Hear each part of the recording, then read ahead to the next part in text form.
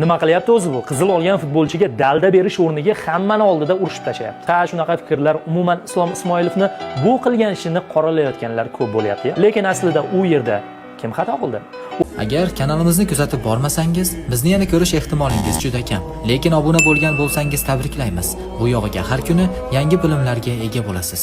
O'yin oxirida yutqazib turgan joyimizda provokatsiyaga uchib qizil olib nafaqat jamoani, balki butun o'zbek xalqining umidini so'ndirgan futbolchimi yoki uni bu ishi uchun tanbeh bergan ota-onadek bo'lib qolgan ustozimi?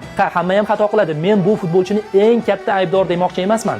Lekin shogirdining xatosiga tanbeh bergani uchun, urushgani uchun murabbiyni ayblash bu qanaqa o'ylash o'zi? Mana sizlarga bir misol. Havaskor boksda o'zbek boksi dunyoda birinchi o'rinda turadi. Nimaga? Chunki ularga nisbatan tartib intizom harbiycha. To'lqin Qilichev oddiy mashg'ulotga kech qolganda Bahodir Jalolovni nima qilganini ko'rganmisiz? Yoki 30 marta. Olimpiyskiy chempion. Qayerda yuribsan-da?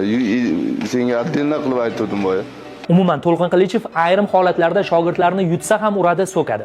Lekin shunga yarasha natijalar ham dahshatli. Islom Ismoilov million marta shogirdlariga provokatsiyaga uchmang desa-yu, bir shogirdi muhim o'yinda zaxiradan tushib, qizil olib o'tirsa, undan yana nima kutish mumkin? Keyin aynan shu vaziyat uchun bu futbolchimiz sinib ketadigan bo'lsa, muammo Islom akada emas, o'sha futbolchining o'zida bo'ladi.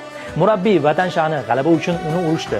Yana shunaqa xato qilmasligi uchun. Keyin Islom akada xuddi shunaqa vaziyat Osiyo chempionati finalida ham bo'lgan. Bitta taymda ikkita shogirdi qizil olgan. Lekin qarang, mana ko'ring, yig'lab chiqib ketayotgan shogirdiga qanaqa dalda bergan. Italiya bilan o'yindan farqli ravishda bu qizilda futbolchi to'p uchun tashlanib qizil olgandi. Provokatsiyaga uchib emas. Yutganda uni xarizmali murabbiy dedik. Yutqazganda esa tanqid. Uyda o'tirib olib kimnidir ayblash boshqa, o'sha vaziyatda hamma bosimni his qilish boshqa. Xullas, xulosa qilish o'zingizdan.